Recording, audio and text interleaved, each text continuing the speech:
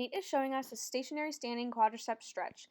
This is used to increase flexibility in the quads, hips, and knees, decrease tightness, and help prevent injuries.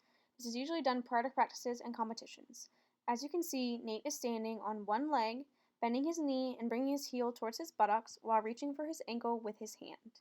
If you need support, you can either hold on to something such as a wall or chair, or use your opposite arm as a countermeasure for balance. As you can see, Nate is standing straight up, his knees pointed straight to the ground, and he's engaging his core to keep balance. You want to try to keep your knees next to each other, relax your shoulders, and hold your leg in the bent position. You will then feel a slight pull along the front of your thigh and hip. Breathe deeply and hold the stretch for 20 to 30 seconds. Release and repeat on the next opposite leg, and stretch each leg 1 to 5 times.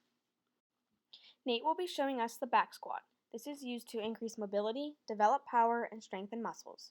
As you can see, Nate is standing with the bar across the center of his shoulders on his upper back.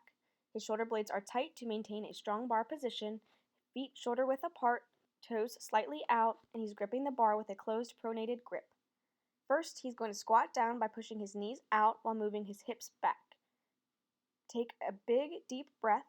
His head and eyes are forward in a neutral position.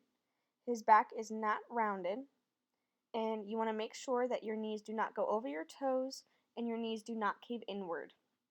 He is going to squat down until his hips are parallel to the floor.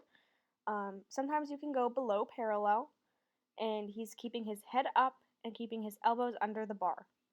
You want to drive up from the bottom of the squat, keeping your knees out, chest up, and drive your head and shoulders up.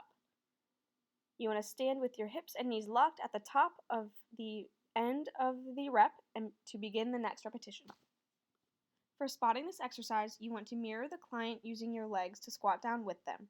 You want to keep your hands a few inches under their shoulders to make sure you are not in the way of their lifting form. As they lift off and get into position, you step back with them and stay in place, but you do not touch the lifter during the squat.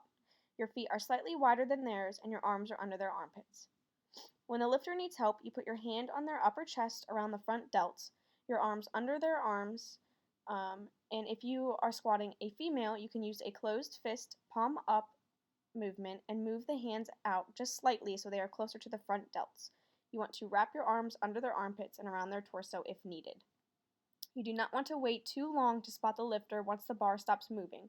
You want to provide enough assistance to get the bar moving again. Apply enough extra force to help the individual lift the bar up once they are standing. Once the lifter is standing tall, you can move your hands to the bar to help them walk the bar back onto the racks.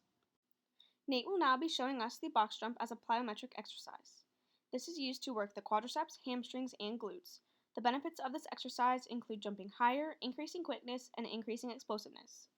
As you can see, Nate is standing in front of the box with his feet shoulder width apart and toes forward. For the jump, you want to bend into a quarter squat, push the hips back, and swing your arms back. Then, you want to swing them forward and explode up off of the ground for maximum power to produce the highest jump.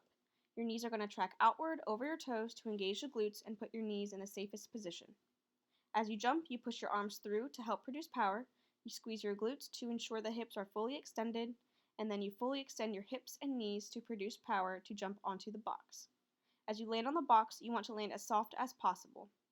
Your hips should always be higher than your knees, and your knees should always be over your ankles. Toes forward, head and eyes forward. As you land, you're aiming to mimic the same position that your takeoff was. You want to land feet flat and knees slightly bent. Do not let your knees collapse inward. Toes forward, land on the balls of your feet. Flex your hips, knees, and ankles upon impact, and the landing should be soft and quiet. Nate will be performing the slalom weave drill that is used for speed and agility. This drill is used to increase speed, increase agility, for cutting, change of direction, and increase skill if used with the ball.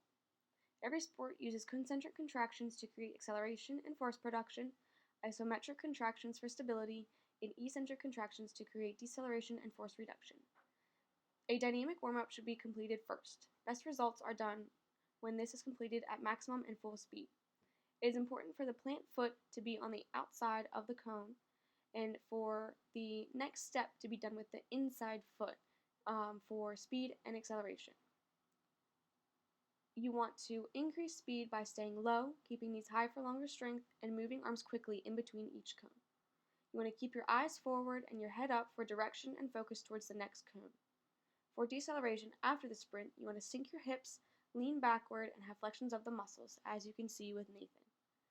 This speed and agility drill helps to change directions quickly while maintaining balance, coordination, footwork, and body control skills.